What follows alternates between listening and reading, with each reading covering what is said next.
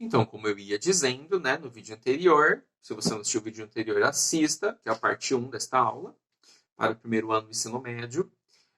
Como que os impostos regulam, né, as relações de consumo na sociedade? É só você pensar, se o governo reduz taxas, né, então as pessoas compram mais, porque o produto tem a tendência a ficar mais barato. Se o governo aumenta taxas, a tendência é que se compre menos, que o produto fica mais caro. Então, assim, regula-se as relações de economia, né, as relações de consumo na sociedade. Como que existe a relação entre consumo, tributação, direitos de cidadania? A ideia seria o quê? Você compra um produto, você paga o imposto, o governo arrecada o imposto e depois esse imposto é revertido para o investimento na cidadania, ou seja, na coleta de lixo, de esgoto, né?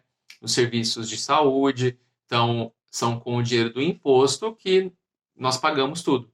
Então, não existe nada de graça. Esse é um conceito também muito errado na sociedade atual, que fala assim, a escola é de graça, a prefeitura está dando material de graça, o governo deu kit escola de graça, os chips que estão sendo entregues agora são de graça. Não, nada de graça, gente. Acorda para a vida, tá? Tudo que você compra, você paga um imposto. E na arrecadação de imposto é que o governo compra as coisas. Então, quando você está jogando fora um caderno que o governo te dá, você não está jogando fora o que o governo te deu, você está jogando fora o seu próprio dinheiro. Quando você quebra um ponto de ônibus, por exemplo, né? O pessoal gosta de quebrar ponto de ônibus, quebrar coisas na rua, enfim, poste, arrancar placa de trânsito, enfim, tampa de esgoto. O pessoal arranca tampa de esgoto, né, para vender. Então, as pessoas, na verdade, estão perdendo o próprio dinheiro, porque é o próprio dinheiro delas que paga a reposição desses materiais. Se, por exemplo, ninguém quebrasse os pontos de ônibus, não precisaria ser uma coisa de ferro, entendeu? Poderia ser uma coisa muito mais barata. E poderia se investir o dinheiro que sobrou em outras coisas. Mas tem a corrupção. Então, é um dos problemas que nós temos que pensar também. Por que existe a corrupção? Será que é uma coisa exclusiva dos governantes? Ou será que nós todos somos um pouco corruptos e quando somos eleitos para um cargo de governo, nós acabamos também continuando sendo corruptos, né? Será que a pessoa se torna corrupta quando ela ganha uma eleição? Ou ela nunca foi corrupta antes? A pessoa nunca tenta passar à frente numa fila? A pessoa nunca tenta levar melhor, dar uma despertão? É igual na escola. Fala assim, eu não preciso fazer atividade porque no final todo mundo vai passar de ano, então eu sou muito esperto, eu não vou fazer nada. Isso é um tipo de corrupção. Você fala assim, eu estou levando uma certa vantagem em relação aos outros, né? Então, essas pequenas vantagens vão formando a corrupção. A pessoa passa, tá lá o congestionado trânsito, ela vai pelo acostamento da rodovia, né? Aí, porque ela tá levando uma vantagem em relação aos outros. Isso é uma pequena corrupção ali, uma pequena corrupção aqui. Então, quando o cara se elege governante, ele continua do mesmo jeito.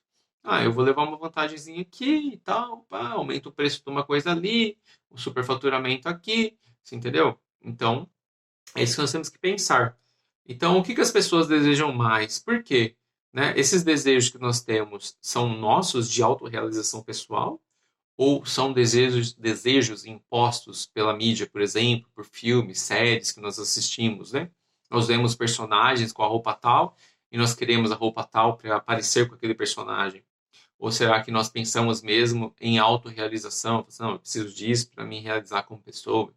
Será que é um desejo que nós racionalizamos ou é pura emoção, né? É igual aquele MC, que é o seu nome, tem acho que 13 anos, comprou um carro de 300 mil reais. Aí eu pergunto, o que o rapaz vai fazer com um carro de 300 mil reais que ele não pode nem dirigir?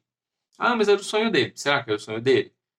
Será que ele não viu outros em outros lugares do mundo tendo aquilo e quis fazer igual? Entendeu? Então, até que ponto o desejo que eu tenho é meu e até que ponto esse desejo é colocado em mim pela mídia, pela influência de vídeos, etc. Né? É isso que nós temos que pensar. Ele poderia, por exemplo, investir esse dinheiro em alguma coisa para ter um retorno, porque com certeza o fato dele ser MC não vai dar dinheiro para sempre, né? Muitas pessoas, né? Muita gente faz sucesso uma época com uma música, duas, três, depois nunca mais faz sucesso. E aí, se não investiu dinheiro em nada, como vai passar o resto da vida? Se não se formou em nada, se não estudou nada, né? A gente tem que pensar nisso. Será que as pessoas no Japão pensam igual a nós? Qual o comportamento das pessoas de lá? Através dos tempos, os seres humanos buscam suprir suas necessidades básicas, ou seja, abastecer, né? conquistar, dar conta das suas necessidades básicas, mediante a produção não só de alimentos, abrigo, vestuário, mas também de normas, valores, costumes, relações de poder, arte, explicações sobre a vida e sobre o mundo. Então, diferente dos animais, por exemplo, você pega um cachorrinho, o cachorrinho vai lá e mama e dorme, pronto. Né? Ou um bebê, por exemplo. O bebê está preocupado em mamar, cagar e dormir. O ser humano, quando ele cresce, né, se torna um ser racional, não basta mais simplesmente as necessidades básicas serem satisfeitas, né? Então, existe um tipo de comida que ele quer, por exemplo, tenho fome de Mac. Fome de Mac é uma construção social, né? A fome é uma questão natural, né?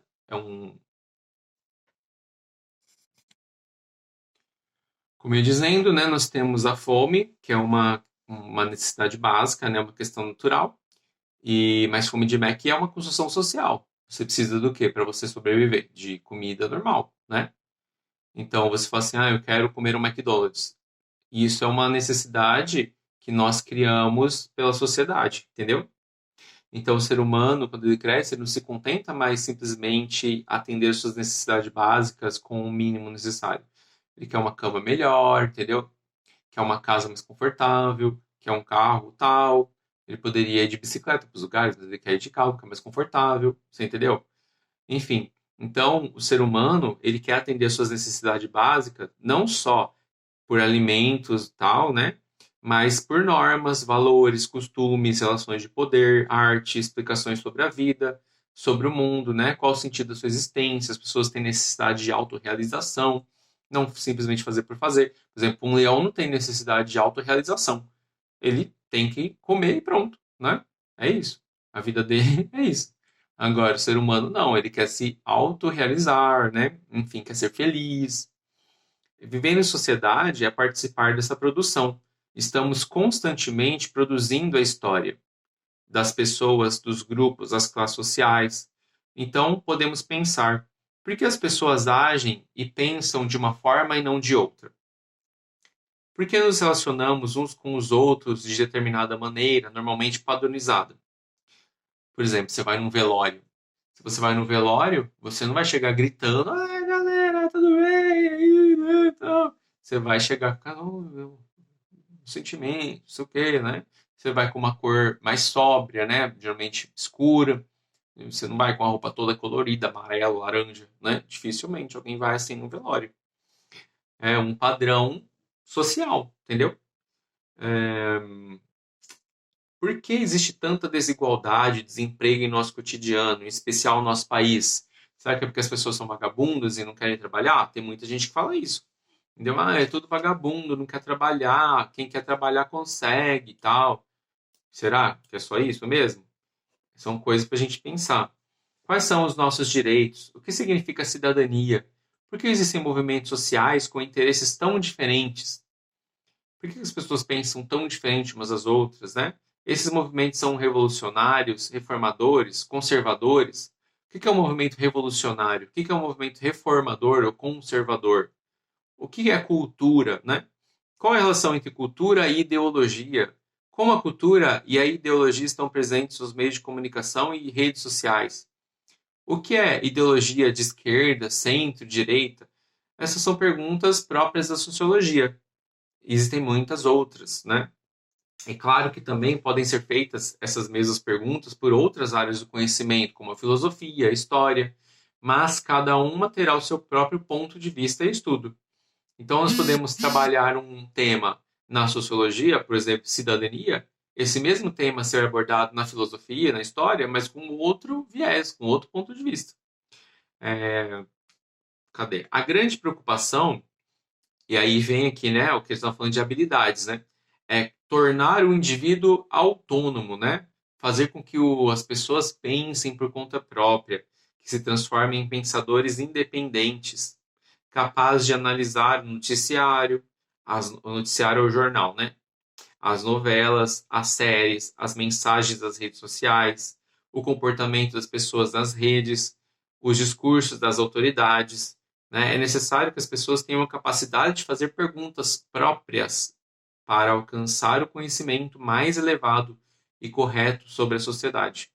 E não ficar repetindo igual idiota, né? Como diz Nietzsche, o homem de rebanho, só fica repetindo o que os outros falam, né? Você tem que pensar por conta própria. Essa é a principal tarefa aqui da sociologia, da filosofia, da história, que você consiga desenvolver a habilidade de identificar, analisar, discutir as coisas, conhecer, né? Pensar por conta própria, investigar, saia ali do conformismo, da mesmice, saia da zona de conforto. Então, chegou no meu WhatsApp isso aqui, vou repassar. Será? O meu tio mandou para mim, minha tia mandou para mim, vou repassar. Né? Cuidado, o que são fake news, né? Notícias falsas. Qual o intuito de uma pessoa quando ela lança uma notícia falsa, por exemplo? Então, aí nós temos vários assuntos para tratar, né? O que é racismo, eugenia, como eu já disse no vídeo anterior. Vou colocar aqui também neste vídeo o link da aula da professora Débora Ladim sobre eugenia para você assistir, que é muito bom. Etnocentrismo, evolucionismo, relativismo cultural, multiculturalismo, né? Então, nós precisamos pensar nessas coisas para pensar no nosso dia a dia. Por que nós agimos como agimos? Por que nós pensamos como pensamos? Nós somos frutos, né? Nós somos resultado de uma construção social. Nós nascemos do nada, digamos assim, né? As coisas não surgiram do nada, são assim porque são assim hoje, pronto.